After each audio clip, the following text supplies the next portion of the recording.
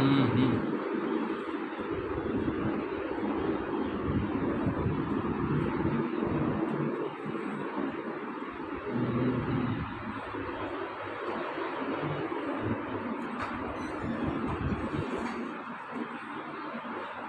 की सफाई की थी, नज़र भी था।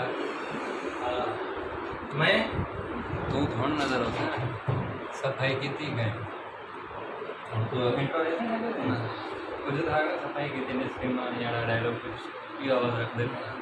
हाँ हाँ हाँ क्या कह भागना जो सफाई कई आहे अॼु असां कमरे जी सफ़ाई कई आहे घणे अरसे खां बाद तक़रीबन 2-3 महीना थी विया हुया। हाँ इन जे हाणे जेको असांजो कमिरो ज़बरदस्त लॻे पियो ऐं उन खां बाद सफ़ाई जेको आहे जो निस्फ़ ईमान आहे, निफ्स जो मतिलबु हूंदो आहे त अधु ईमान आहे। माना तंहिं करे असां थोरो पंहिंजी पढ़ाई खे साइड ते रखी करे सफ़ाई कई आहे त जीअं असां साफ़ु सुथरे माहौल में रही सघूं ऐं असांखे ज़ुकाम वग़ैरह जेकी आहे बद हिन खां न थी सघे, ज़ुकाम वग़ैरह न थी सघे, डस्ट वग़ैरह खां। हाँ ॿियो थैंक यू। बाय। तव्हांजी खट कहिड़ी आहे ऐं तव्हांजी टेबल कहिड़ी आहे? एक खट जी ई वारी आहे, ठीकु आहे, ई वारी टेबल आहे। हीअ तव्हांजी टेबल आहे? जी, जी। काशिफ जी कहिड़ी आहे? काशिफ जी टेबल ई वारी आहे।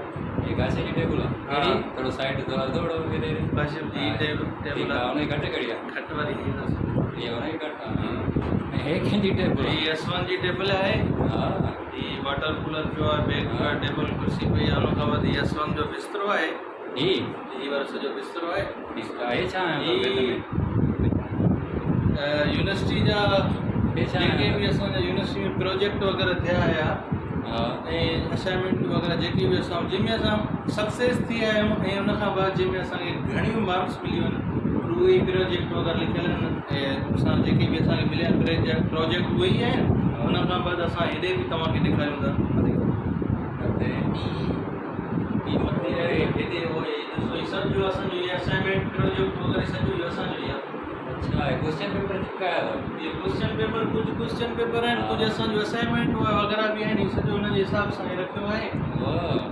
ये असां जेको बि आहे असाइनमेंट हुई डॉलर पेन जे हिसाब सां जेको मैन्युफैक्चर वग़ैरह डॉलर पेन आहे त कीअं मतिलबु त ठहंदी आहे, सेल्स प्रोडक्शन वग़ैरह कीअं थींदी आहे, वरी कस्टमर ते कीअं पहुचंदी ईअं आहे।